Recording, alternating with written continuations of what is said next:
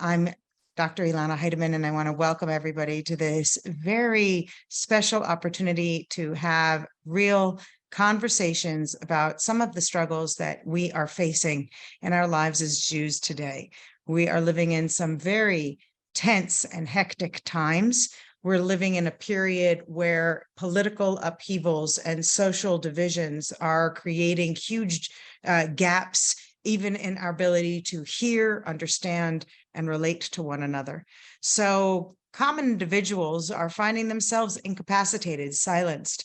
Sometimes we go on social media, for example, and we want to just, keep up with the news. And at the end of the day, we're so overwhelmed, whether it's about events that are anti-Semitic or events taking place on college campuses, things that are happening in the news, things that are happening in the street. And more, we're feeling ourselves a little bit silenced by just how intense these challenges are.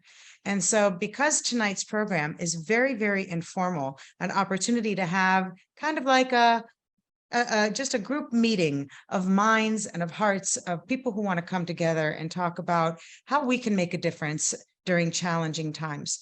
And when we look throughout history, the Jewish people are no stranger to having to overcome some of the most challenging times that we can even imagine.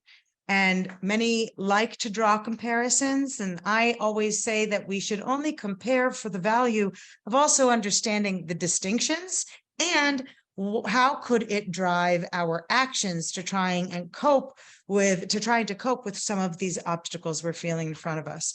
So we want to take from the lessons of the past and the leaders of the past. And we want to be able also to hear the voices of those who are active in the present.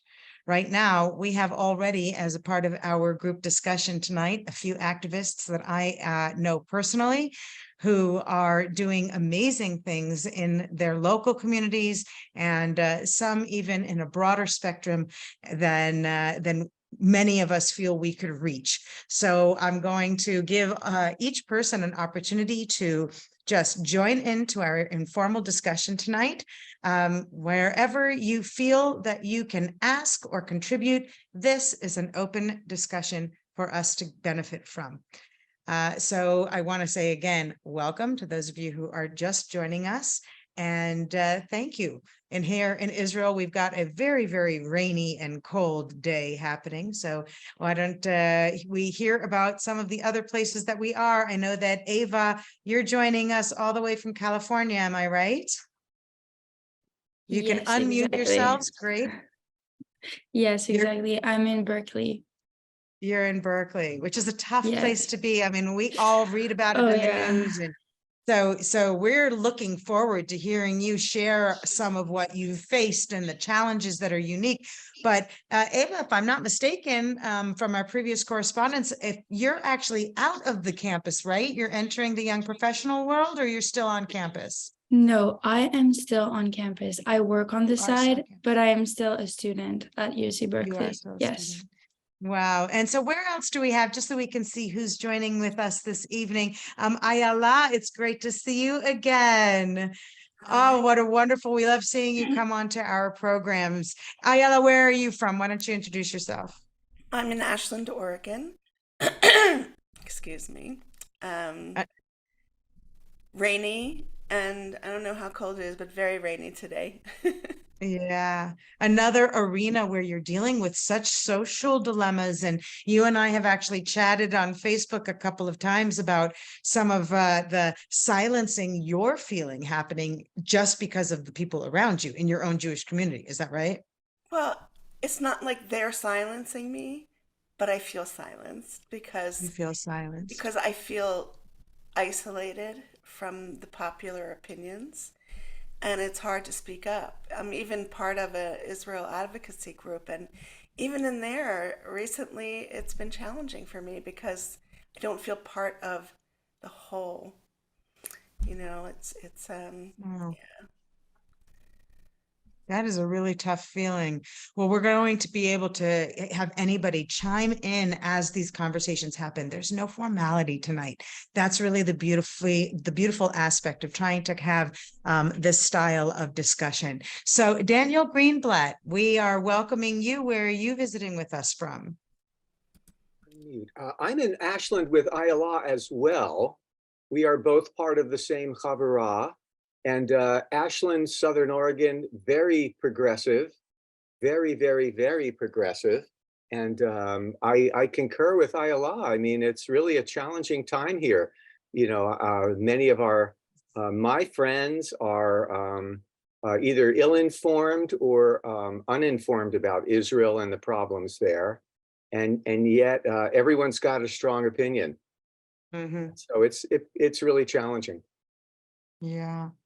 Yeah, I can understand that. And I think that this issue of progressive and conservative and left and right, the politics are very often driving some of this isolation that people feel, and making it really impossible for conversations about Israel to happen without those kind of overshadowing, very burdensome aspects of our ideologies, right? Like those divisive politics are silencing us even more. So I'm happy to welcome Shana Orlick, who is actually joining us. And we can say from shall we say, the progressive side of some political activism. But one of the reasons we're so happy to have her tonight is because she has learned a lot also from the social activism about what it means to navigate without that political burden. Shana, why don't you say a few words about yourself and some of what you've experienced and bring to the conversation tonight? Hi, shalom everyone. So my name is Shana. I'm from France originally, and I've been living in Israel. I made Aliyah 9 years ago. I was just like, you know, in youth movement and like trying to be part of the Jewish community in Paris. And then I made Aliyah and I tried to find my way. How could I have an impact in Israel? Why is everyone, you know, such like opinionated, and like how do we find this common ground that I could find in my Jewish community, even though we had progressive, conservatives, you know, more religious, more secular, but we lived as a community. We could find the common ground. And I mean, that's like 15 years ago. And I feel like Israel issues and Jewish issues and BDS and all of this has come into the equation. And now it's really hard to navigate both in Israel for young Olim and for Israelis and for women also. I can talk about this more about women and young people. How do we do community building? How do we find what we have in common and go, you know, out there with this positive attitude, but that can connect, that can go beyond the cleavages, beyond the challenges that we find and that are so exhausted. I heard you, Ayala, saying about this. I think we all feel this. This is so tough and tiring sometimes to be an advocate, to be a Zionist, to be a Jew, and it's hard to understand how can I, you know, find my way in this. So I'm really grateful to be here in this conversation. I'm looking forward to it. Thank you, Elana, for inviting me. I'm really looking forward. It's a real pleasure to have such a diverse group of voices, because as I said, our goal with these programs are sometimes, you know, sometimes we have big lectures and presenters and things like that. And sometimes our goal has to be that we are able to just come together for something informal, because then each one of us are able to gain something we can then take outward. I'm going to actually use your experience in Paris to compare with a colleague of mine, Gila Jesus, who is here also with us, and she's actually in Paris. We both studied at the Boston University together with Elie Wiesel. We had the tremendous honor, and Gila has gone on to become the UNESCO Artist for Peace Ambassador and is doing work on a very different realm. But I happen to know also has a different Jewish experience in Paris. And maybe, Gila, you can share with us a little bit about what that feels like. Where are you carrying your life as a Jew in Paris and a life as a public figure with UNESCO? How are you dealing with those kinds of challenges, and what do you bring to our conversation today?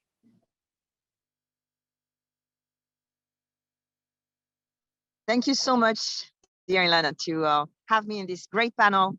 And I thank very much everybody who just spoke so far and the people who will speak.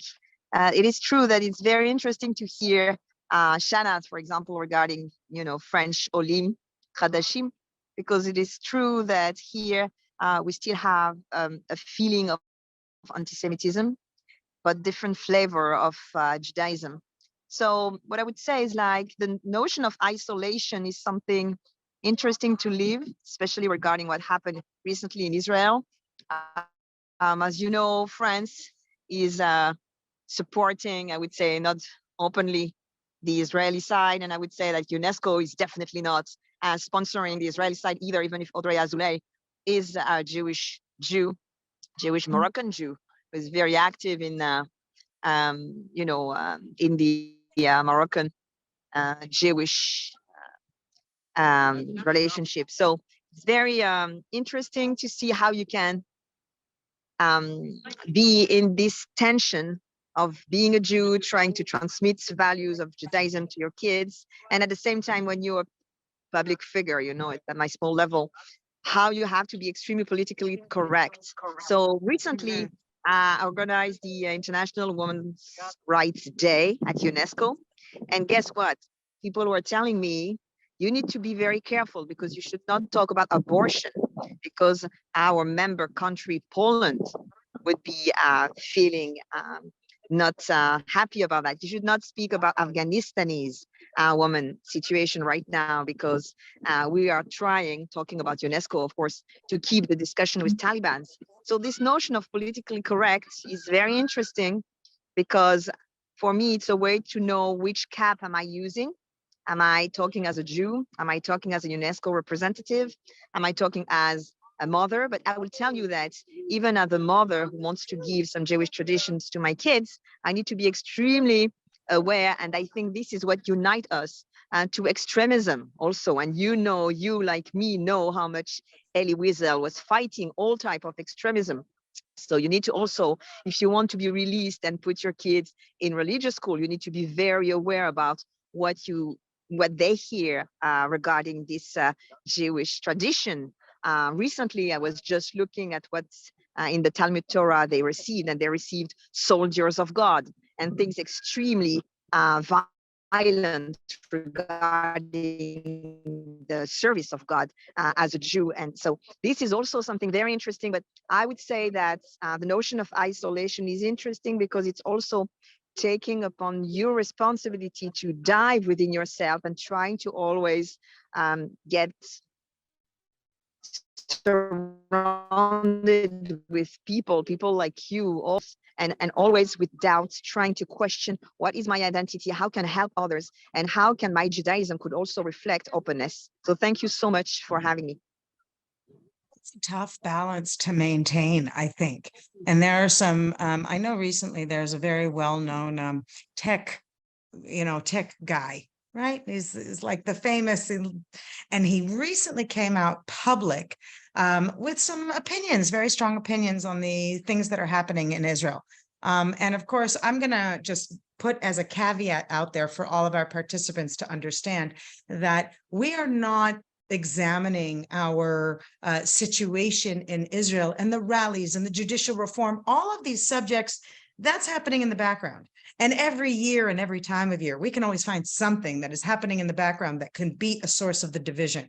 But I think what we're trying to figure out is when we're faced with that pressure, so whether it's Ayala, you're in your community and feeling that pressure, or Gila facing it within a internationalized community, I think we can still learn so much from each other without having to deteriorate into, is this a dictatorship? Is democracy dying? What we have to realize is that it all gets put into historical perspective.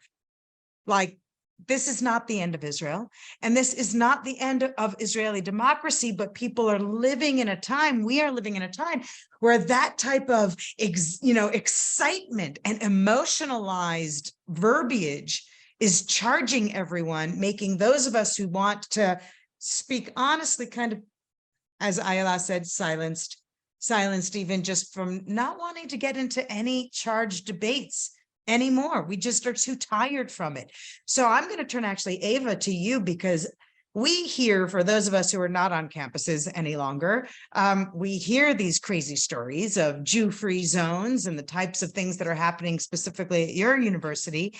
And is there any space where you feel you're not silenced, overburdened by putting your Jewishness to the side for the sake of collective political correctness? What about you? How are you feeling about it out there in California?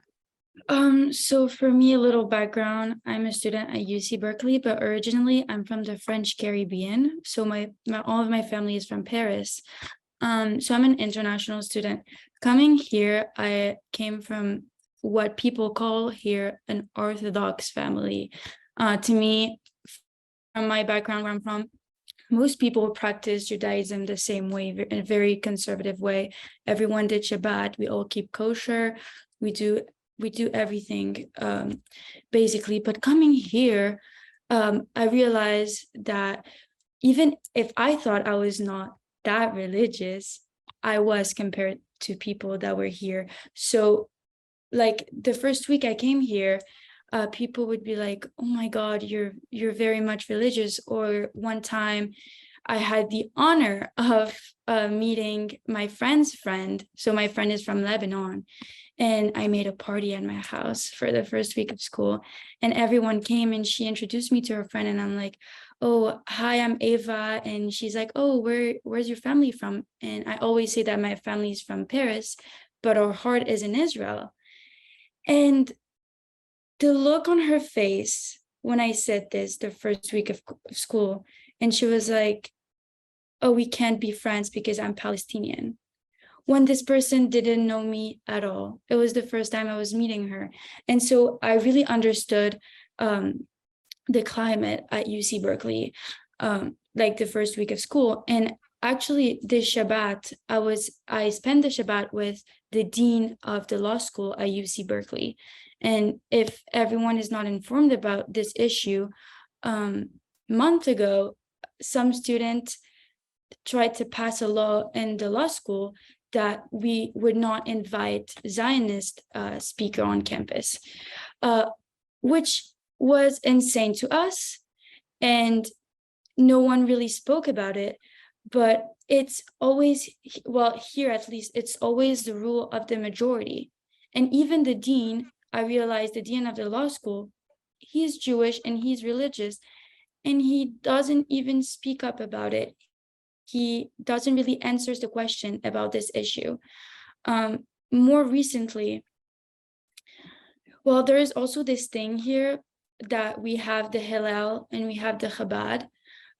Because I'm more on the conservative side, I used to spend most of my time at the Chabad.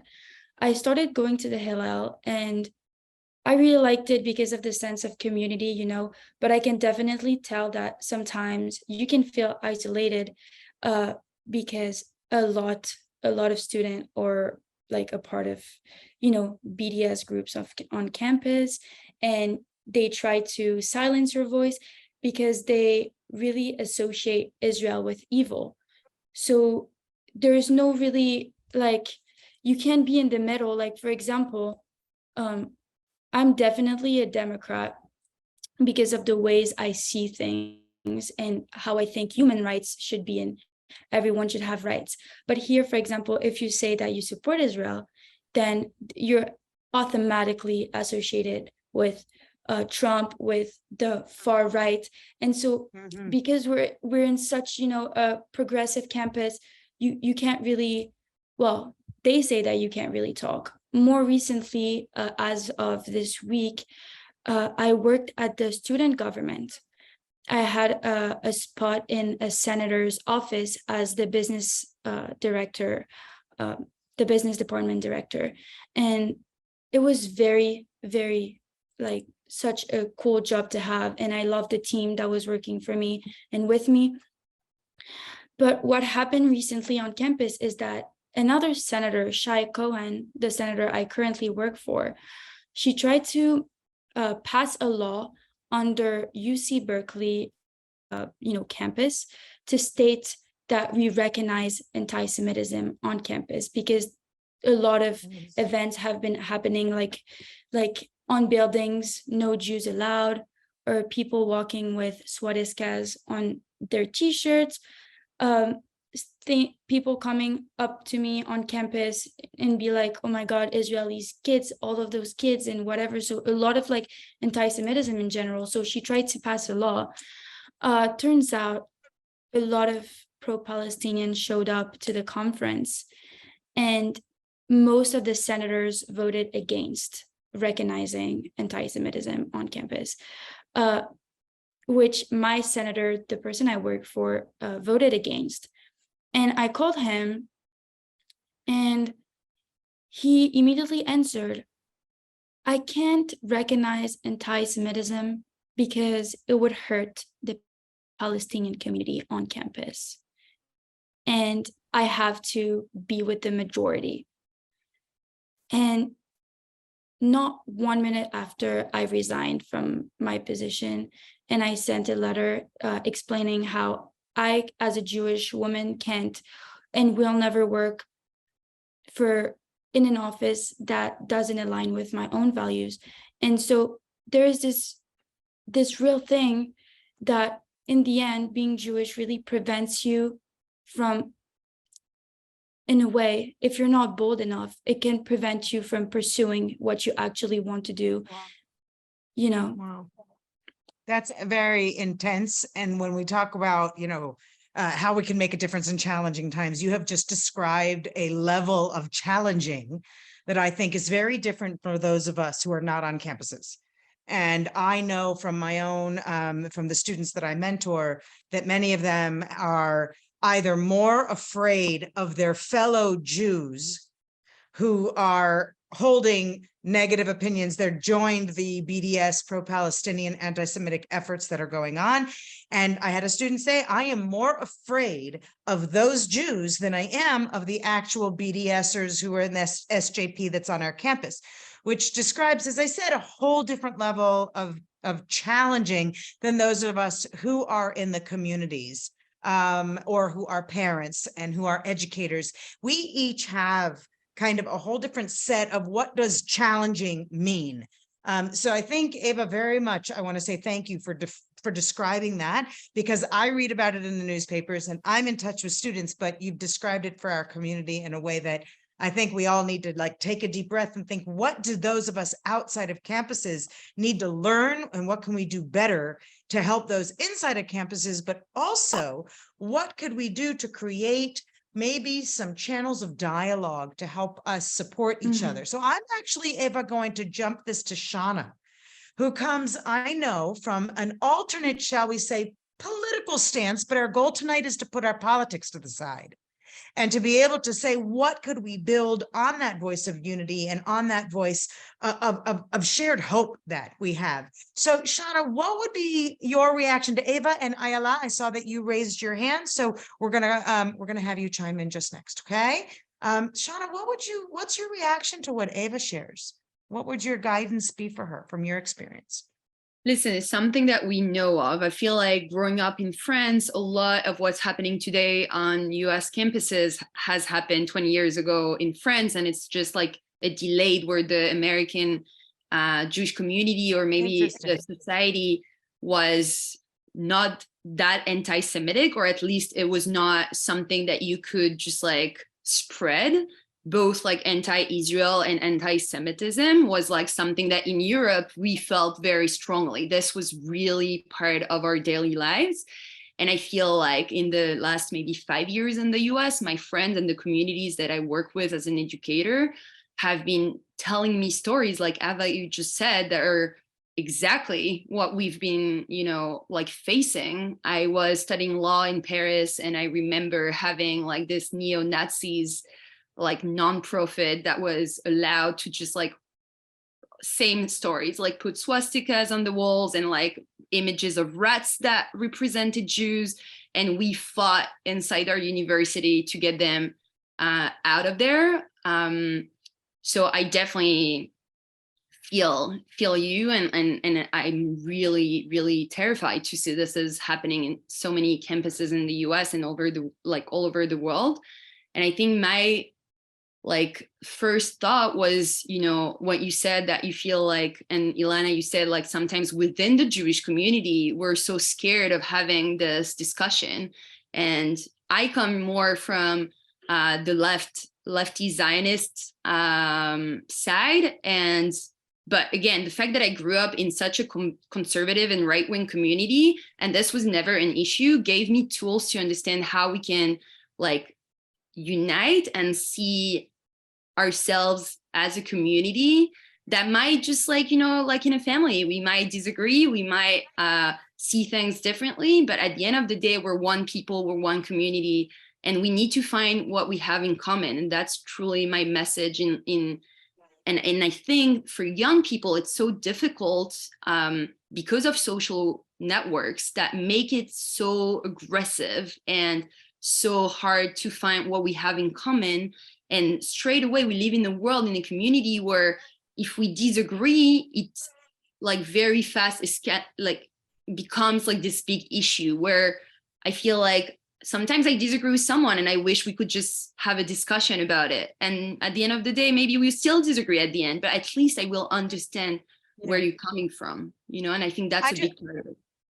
I just feel like sometimes that ability to navigate the uncomfortable conversations is just almost arrested from the get-go. Like if there is not a shared opinion between everybody, then therefore let's just not discuss it. I think that that's also led by the aggression that you've mentioned, Shauna, about not only on social media, which is feeding that aggression that I would say we're seeing also in the responses on campuses. But Ayala, in our communities, in your communities, where you guys are, and I know I see also here, is that Sam Ellis, is that, well, I want to welcome you as well. And we have some also anonymous viewers who are with us, but it's nice to be able to look at all these different aspects of engagement and say that maybe we're all facing some of similar challenges and some very different. What can we learn from each other? So Ayala, when you're in the communities, and I think that Daniel, this goes to you too. So like, let's say that you're at your Jewish community event and you want to be able to create some sort of a positive vibe in your group. Is it welcome? Is it possible? Or do you feel that even from, you know, don't even bother? What do you feel is your challenge there? Well, I can speak for me. Our rabbi, for whom I'm so grateful, is very pro-Israel, which is unusual, apparently, in Oregon. So he will create programs to speak about Israel, to, you know, to dialogue about Israel, and he's very skilled in hearing both sides and allowing discussion and setting good boundaries around it.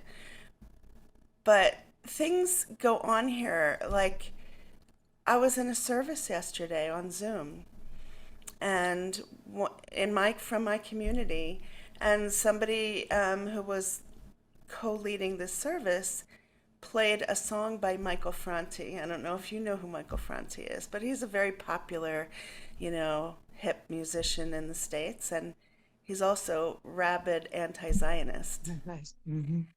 And I felt so jolted that would be brought into our sacred space. It was just unbearable for me. So now I have the task of speaking to this person who I know is very left of center, and it's a challenge, you know. Yeah. I attended, well, Daniel and I both attended a live Facebook Live event with Gabor Mate, and I was shocked beyond belief. It was supposed to be a discussion about intergenerational trauma, and I've heard him speak before, and I think he's brilliant. A Hungarian Jew who was a baby in the Holocaust. And the whole event was like a vehicle for bashing Israel and Zionism. And it was chilling. And the rabbi who hosted it sent out an email asking for feedback. which I intend to do, but she's coming to our community for Pesach. And Mm. so I'm waiting till after Pesach to write to her because I know it's going to be challenging. But I So also wanted to say, oh, go ahead. I think Ayala, I hear what you're mentioning about the Ferrante song, and I know that there was a big issue during the late 1930s, before Kristallnacht in Germany, because I don't like to make any comparisons with the Holocaust, but in the early years of the rising anti-Semitism, there was a huge conflict within the German Jewish community as to whether or not the German anti-Semitic composers, their music could be played at Jewish events. I would suggest to you that when you find yourself faced with that challenge, maybe kind of put it as opposed to into the immediate context of what she did, what she played, or what that person played, but rather look, we've seen how this pattern can be dangerous to creating unity in our community, and we're not the first generation to face it, kind of giving that historical background that these are obstacles Jews have faced throughout history. What can we learn? How can we do it better so that you can have your political views on Israel and I can have my political views, but that the idea of being the Jewish people, the people of Israel connected to the land of Israel, doesn't have to be deteriorated because of those political views. And that's, I think, the challenge everybody is facing today. But it's very difficult to confront one-on-one. So I will say kudos to you if you are able to find that strength and to be able to address it one-on-one. It's much easier if, for example, you were to also find others. And did you feel sensitive to this and open it, whereas you're not necessarily declaring it was a problem, but opening it up to the question to say, did anybody, and inviting people in so that so that your approach to trying to make a difference is open, as opposed to I'm only looking for the like-minded people, because we can't only talk into our own echo chamber. We have to be able to discuss. I think, Shauna, you said it very well, that we have to be able to talk on topics and figure out where is our common ground? How can we reach it so that we can leave the divisiveness to the side? I think it's a very, very big challenge. I'm actually going to refer to one of the members of our discussion here, who's just a mom, but she lives in a community where her community was targeted by anti-Semites several times over the last few months. And Ariana Tipograph has a 3-year-old daughter, and woke up, and in the public park near her house, it's a death to Jews and show Jews no mercy with Jews on hangmen in the public park on the fence. High schools and middle schools and elementary schools, all with swastikas here and swastikas there. And the parents are trying to come together. So I'm going to actually ask Ariana about what that feels like as a mom, because that's not, you don't have to be an activist, you're just a mom trying to raise a Jewish kid. Hi, I don't know if you can hear me. I have my toddler watching something in the background. Sorry. Yeah, it's pretty traumatizing. I mean, I grew up in like a super Jewish community, and I've never really experienced anti-Semitism myself. Heard about things, but fortunately never. And then here I am, 40 years old, and it's every single local public school around us. And like Elana said, like on the walking path right around our neighborhood. So it's, some people are posting a lot about like they're afraid to have mezuzot anymore. They're afraid to walk with their kippahs outside. And I mean, it's pretty interesting because like the Chabad family in my neighborhood doesn't care at all. And they're like wearing them with pride, and they're like, do not take anything down and we will be strong. And then all the others who like kind of don't care anyways, now they really care less. So I think that's the biggest struggle, is trying to get people who already don't care that much to care a little bit. That's a big challenge, especially when all you want to do is have your kids have fun, have them have a good education, have it be easy, go to the park and just, live their childhood. Are the parents talking? Are they willing to talk about it? Or is it kind of like, almost like Ayala was saying, like, let's just leave that to the side, forget it, let it go. Interestingly, more of the non-Jewish friends in my neighborhood have actually been the ones to write me first and comment on things. And I mean, I feel like that's always been that way though, even in Israel stuff. Like I have friends who like care more about what's going on than like Christian friends who care more than Jewish friends. But yeah, I mean, we have a Jewish moms group, and I'm always the first one to post something and, oh, that's sad. Oh, how scary. Oh, what are we going to do? But unless I organize an evening to get them all together, I don't really know what anyone's going to do. And the community keeps planning events, but I mean, who shows up? A few people, and everyone says they care and they want to be involved, but they're not. Definitely. Sorry. So if events, we've learned from a lot of people don't always show up to the events. Sometimes because they are not interested, or because they are afraid to go, or it's just inconvenient. And they don't want to get involved on social media, and they don't want to get involved on their community activism, because really, again, it should be just let's all have it be a little bit easier. And it's not easy to be a Jew. So here's the real ultimate question that we have to open to the group and to anyone who wants to talk here, because there are a few people, Natalie, Miriam, Sam, anyone else would like to add. Is it even worth trying to make a difference when we're living in such a heavy, challenging time? How do we decide whether or not it is worth it? I mean, do you just decide to give up and live your own life, or do we make the conscious decision to keep trying to make a difference? I leave it open to you.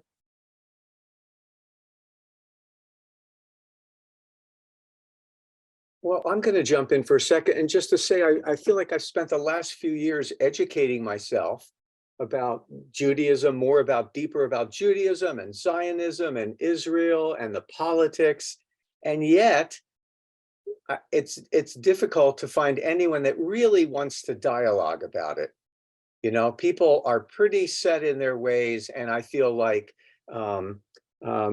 similar to what Ariana said, it's like if something comes down in Israel, it's my non-Jewish friends that might reach out and send me a little, a comment, and that never hear anything from Jewish friends. I feel like they're all underground.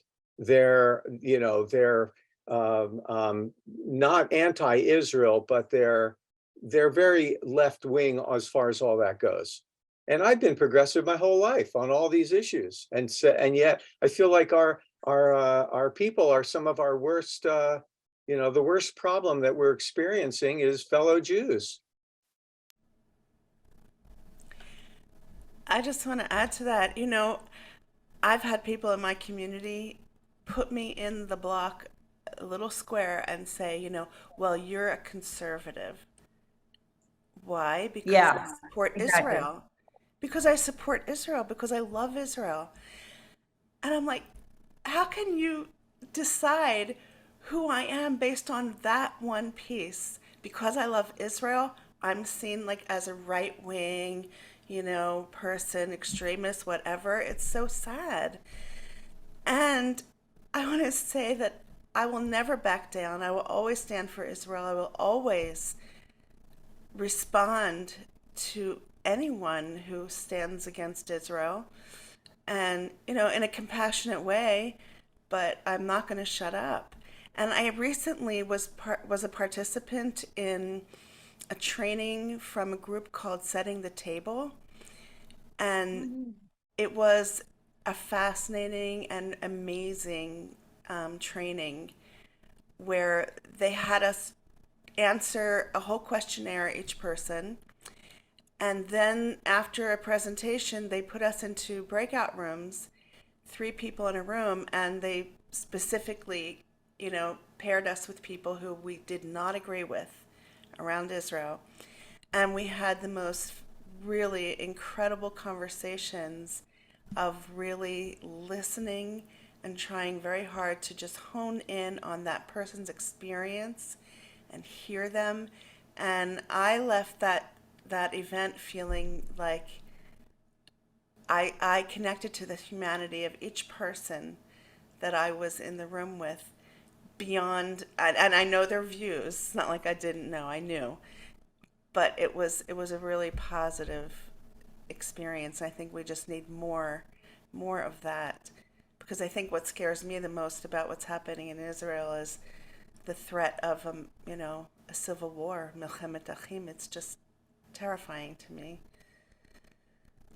Sometimes we also have to take a step back and realize that our people continue to face some of these similar trends in every generation. The precise context may be unique in some way, but we're watching almost the exact cycle that has happened in different eras of our history. But one major difference is that today you can say Israel as instead of the word Jew. So now it's okay to make, you said, did they put you in that box? And, I had an intern one summer who, and he said, contacted me afterwards, went back to his university. And at his university, they said, you went to Israel, you mean that you support the murder of Palestinian children and the genocide? And it was like, he was confronted, he was a Birthright alumni, and he was confronted with such drastic, severe accusations that he contacted me and he said, I do not know. How do I stay connected to something if everybody has convinced me and convinced themselves and the rest of the world that Israel is evil? And I know that was mentioned before, that Israel is evil. So therefore, we can say Israel is evil. I can be a good Jew and say Israel is evil. And again, Shauna, I'm going to toss it back to you. You're like our resident, you're representing in many ways. A lot of people can see themselves very progressive in their ideals, and maybe some progressive in some politics and not in others. I will say, Ayala, that when it comes to the preventing of civil war, another historical aspect we have to look back on is maybe this type of upheaval within our people has something good that will come about after the fact. Maybe the kind of difference that we can think about making is that we stay strong. As you said, you're never going to waver, and finding those other people with whom we can debate so that we are not allowing the lies and the exaggerations to really overcome all truth. I'm going to throw it back to Shauna, to Ava, you ladies, anyone who wants to add anything more as we try to really give tachlis, tangible resources and tools and guidance of how are we going to navigate this? Because the challenges are only going to get worse, regardless of what happens with judicial reform, and regardless of what happens with a Palestinian state, a different government, whatever it is. These challenges will always change their face. We have to stay solid in knowing we want to make a difference for the good. So what is your guidance? What are your recommendations? So I love this conversation because I feel like we have like the same challenges, like coming all from different like parts of the world and the Jewish world and, politics or whatever. But it's interesting for me because I'm usually in conversation with the progressive side that is like saying like, we, at the end of the day, we need, like, we're one community. What do we do? And I feel like this is also very interesting to share. I want to like share one tool. I studied, my master's is in conflict resolution that I studied in Tel Aviv University. And I think something that I took from this master's is really relevant for our conversation. Very often I feel like the conversation, the clashes, the challenges that we face are often because of like the idea of truth, of facts. I'm right, you're wrong. This is the truth. Look back in history. Those are, Palestinian children that Israel murdered. And like all this like so-called facts don't lead anywhere except for chaos and cleavages and hate and just misunderstanding, in my opinion. I'm not saying we shouldn't go for this. I'm just saying that there are tools to make this discussion relevant, progressive, like just to make sure that we don't get stuck into this moment where we just can't talk anymore because we're in a conflict. And the facts, history is made of facts, but you can always look for the facts that you want to use to claim your own side of history. And I feel like as part of our own people, our own community, this is not necessarily what I would advise. I'm not going to talk about the, non-Jews. I really want to focus on us, on what we should build together. And so there is this concept in conflict resolution that makes the difference between what is a position and someone's interest. So I'm just going to explain. I think, Ayala, you gave a brilliant example of this about the song, and I think it's very relevant to our discussion. I think for you, when we look at a conflict, at something that makes us feel uncomfortable, at an argument that we have, there is the first reaction. There is my position. I'm a Zionist. I believe in this. I don't believe in this. I'm against that, right? Like this is kind of the position. And you said, Ayala, like, they don't even know me, right? Like they just like put this tag on me.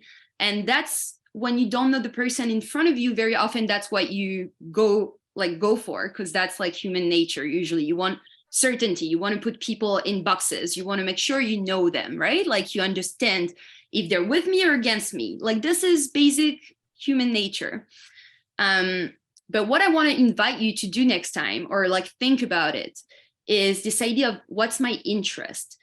Not the interest in terms of what do I want to get from it, but what is the set of values that my position is based on, right? Like, do I feel like my first reaction, my position is to say, I'm a Zionist and I will never, that will never change. And you say that, I say this, we'll all agree, right? So sometimes you find a common point in the position and then you're like, oh, here we go.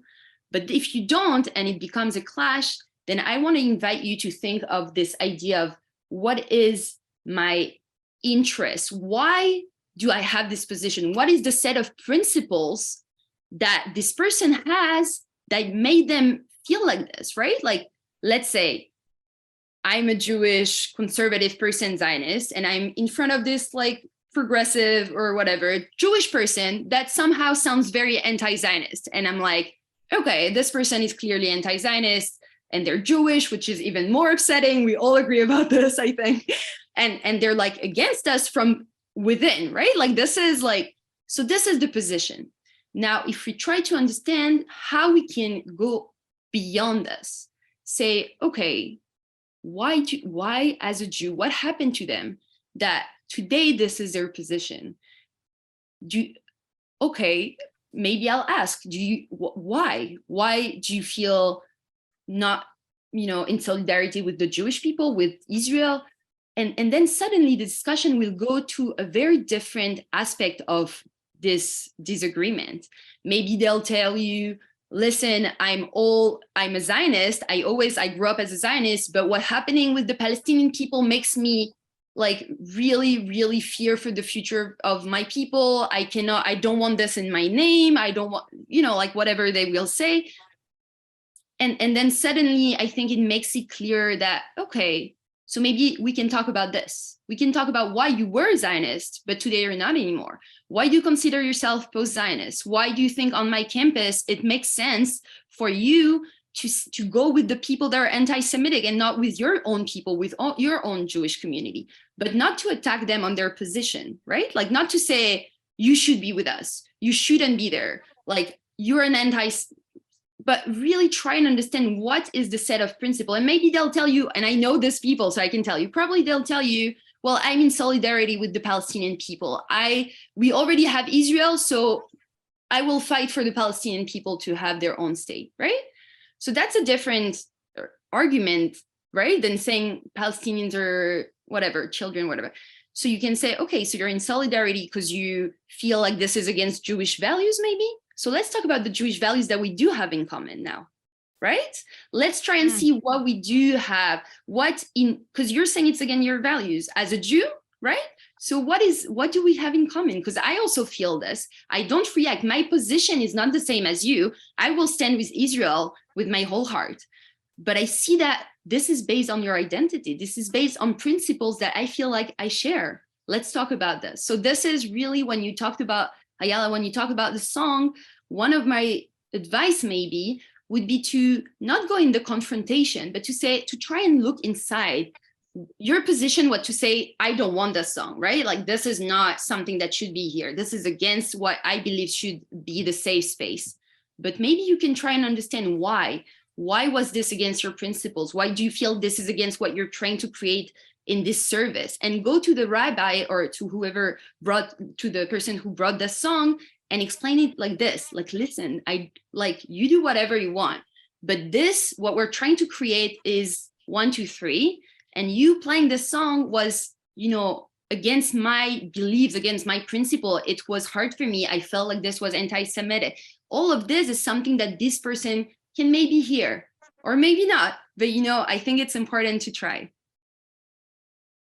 And what about you, Ava? What do you think about making those types of efforts? Because what Shana is suggesting, it takes a lot of guts. It takes also a lot of patience and the ability to listen. And I know that, for example, Miriam, who's with us tonight, she and I had a very important discussion on, well, what's the whole feeling of Jewish rights in comparison with Palestinian rights? And we had a very healthy discussion about how Jewish identity and Jewish rights do not have to be in any way defined by one another. We want to encourage people to separate them out so that Jewish rights are able to be discussed without having any direct association with whether or not Palestinians, Arabs, Muslims, whatever term people are using in your conversation, whatever term they're using, that group of people that they're identifying as the reason why Israel is evil. So I also think, Shana, to tap into that is it's very important for us to realize that left, right, and the middle, the one thing that we should all be fighting for is, and I think that's touching on what you commented, go pull that person back to the origin of their Zionism that they were maybe raised with and say, what's the core value? Because that still exists. And that core value that was the onset of Zionism, even before Herzl created it as a political movement for 2000 years, this movement was about, we have rights. And nowadays, for some reason, even amongst our fellow Jews, we're being told, shh, still, yes, we have rights, but let's not talk about it. Let's talk about the right of the other and how wrong we are. And I think that there's a value to saying, wait a second, because, Ava, you had said that you come from a traditional community, but once you got onto campus, suddenly you were labeled, you were put in the box of being Orthodox. I, as an educator, I wear a Star of David everywhere I go. And people say, well, what kind of Jew are you? And I'm like, I don't believe in that. I'm a Jew, Orthodox, conservative, reform. I don't care. Even again, a conversation Miriam and I had in preparation for this call, for this meeting was the idea of, well, where do we all stand? What if the Temple Mount divides us? What if Judea and Samaria and the settlements, they divide us? So I say, well, you know what? In 1,000 years, when some Amalek is going to come out and God forbid it happens, but wipe out our current modern state of Israel, what is Judea and Samaria? What is the Har HaBayit, the Temple Mount, going to mean to us then? So when we look at the challenge of making a difference today, these challenging times we're living in, whether it's to fellow students, to fellow political activists, fellow community leaders, fellow moms of little kids, or, just single parents or grandparents, the kind of way that we can make a difference, it sounds to me that we all have one thing in common. It's to start more important conversations and to do it in a peaceful dynamic so that everybody's able to share instead of yelling at each other, instead of attacking each other and accusing each other, but really to come to some common table. I love the setting the table. I have heard of them, and I think their training is really well done. It's something that more people can learn from, but you and I both know a lot of people aren't going to take their time out of their day to do it. And they're not going to join the Zooms and they're not going to be on. So how do we make a difference? The people in our immediate vicinity helping them have the conversation. Maybe that's where we all need to start. So Ava, I am going to throw it back to you because I started before and then I kind of kept going, but I want to hear from you because you're in such a volatile place to try and make a difference. Yes, so I think that a lot of, to like hit back on, fellow Jews, I think a lot of people are so far from, I'll call it consciousness. Every morning, normal people, they wake up and then they go on with their days. I think a lot of people forget that God put your soul back into your body. And that's something that a lot of people don't realize, or even if they know it, they don't take consciousness of it. So every morning when I do my morning prayer, I like start my day knowing that God liked me enough to put my soul into my body. And so my duty as a Jew is, I'm not, about like trying to find common ground with other people. I think it's important, people that have very different views and to find common ground. But I think that it's also important to recognize that sometimes a lot of people are wrong historically, like speaking.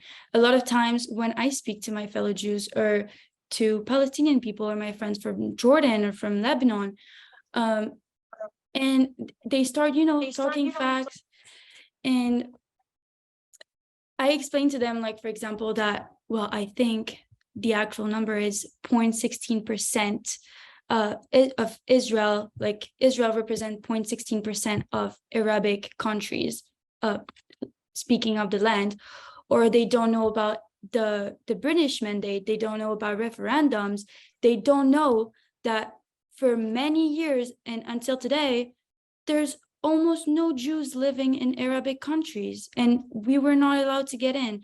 My grandparents from Algeria and Morocco, they had to fly out of those countries because we were taken out. But when we speak about those subjects, suddenly it's, less important, and what happened to us was less important.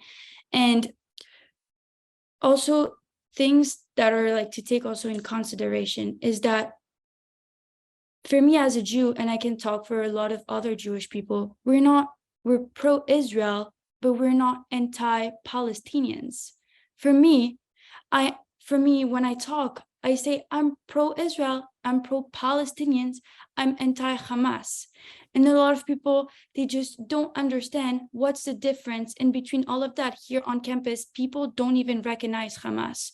People think that if they go to Palestine, or when we see have friends that idolize Bella Hadid, the very famous model.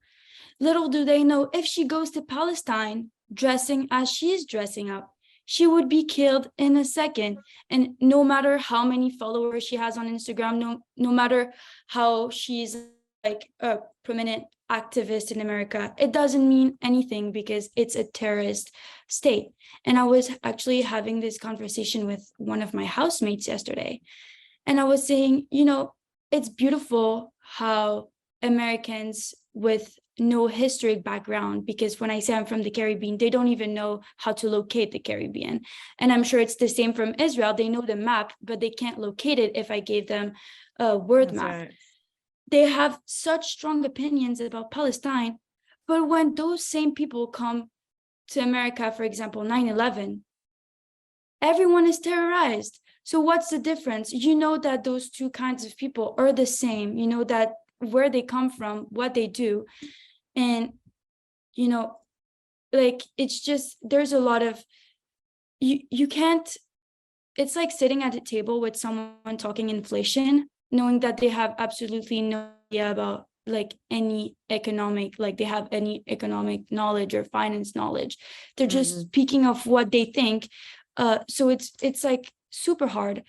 And you're trying to talk about facts, Ava. That's the problem.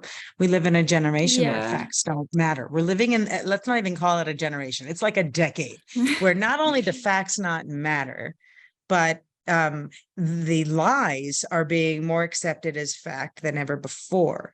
I wonder actually if maybe one of even the beautiful elements of tonight's discussion is that it's not about sharing what each of us know about the facts, but actually sharing from our hearts.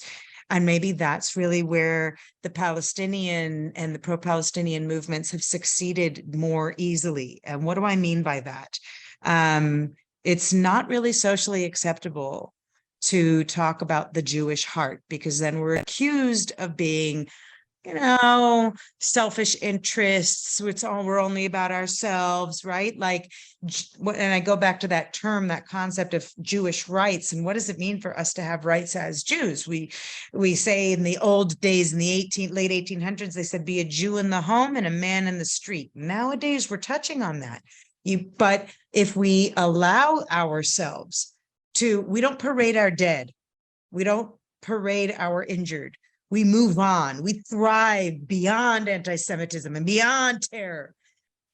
But part of the problem is that that's why people sympathize with the Bella Hadids and the Rashid Tlaibs and the others who really use that emotionalism of suffering, whereas we are accused anytime we mention the Holocaust or anti-Semitism. Oh, you take your suffering. It's not about you. Why do you Jews have to always? So we live on a very fine line. Are we allowed to use our emotionalism of what it means to be attacked as a Jew today? Because that's a major challenge all of us are facing, regardless of our politics, regardless of our religious state.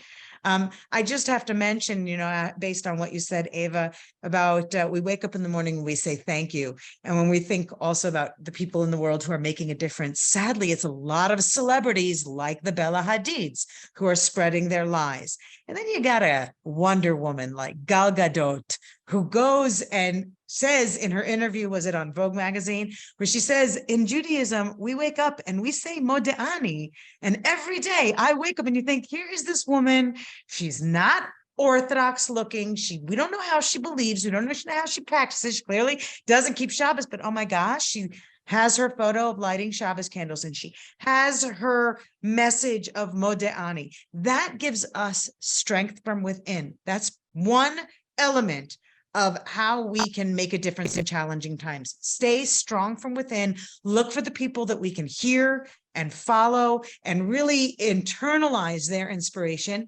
And then use that emotion to say to other people, you can talk to me about some of the mistakes Israel might have made in this action or in that, but you can't deny Jewish rights and historical truth.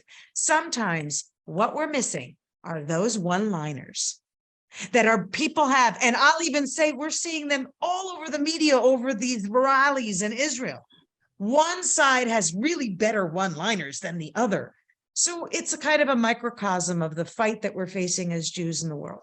So in order to make a difference in these very hefty, challenging times, we're hearing that we have to talk more, we have to feel more, share our feelings more. We have to find common ground. Shauna, you gave some really great, very constructive tips for conflict resolution, doing it on a diplomatic level. Gila, you're doing it in the United Nations. I can only imagine, because we know from working also with the American Zionist Movement, B'nai B'rith, and the March of the Living in the United Nations, getting them to even recognize Jewish rights is a overwhelming challenge. Hillel Neuer, for those of you who are not familiar, of UN Watch, another person out there making a difference that we can hear, we can internalize his messages, and we can carry them on, because we're not all going to be UN ambassadors, and we're not all going to be out there able to be public political activists,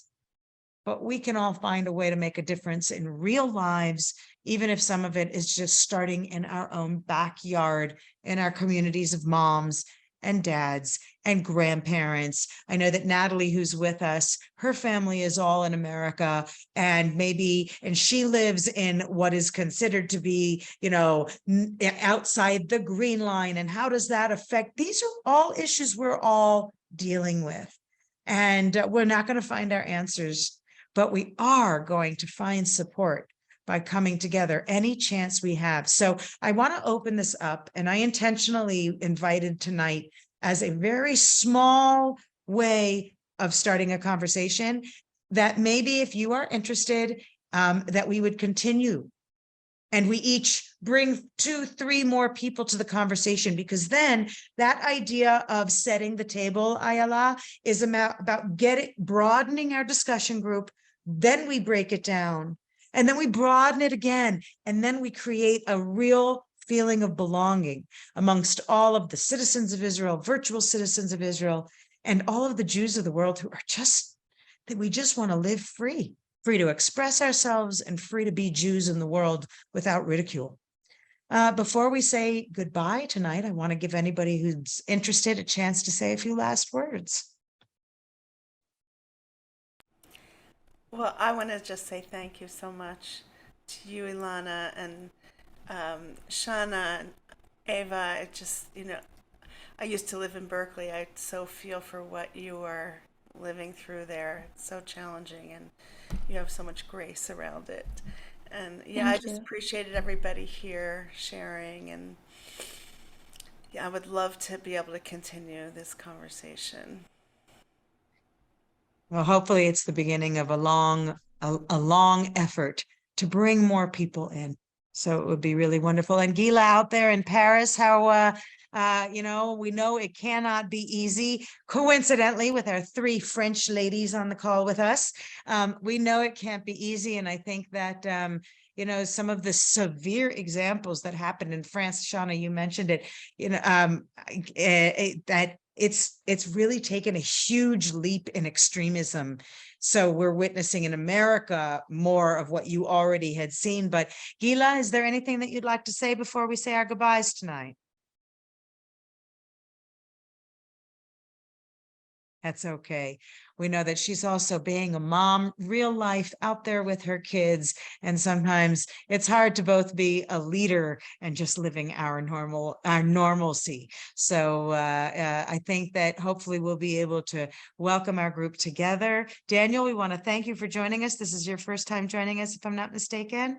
Yeah, thank you. And I think that if it continues, Ayala, we would put a notice in our newsletter and we would get some more people involved. I know there's a few people that we talk with on a regular basis of this very topic. So fantastic. Nice to continue. Well, we'd be happy to be a part of it and to help facilitate more conversations. We love the amazing work that are being done by some of those big organizations who are able to get onto campuses. We do work with Hillel and Chabad, Eva, as you may not know. We try to partner and collaborate with everyone, because that is the basis of the Jewish unity that we are trying to inspire all throughout the world. We are all Israel.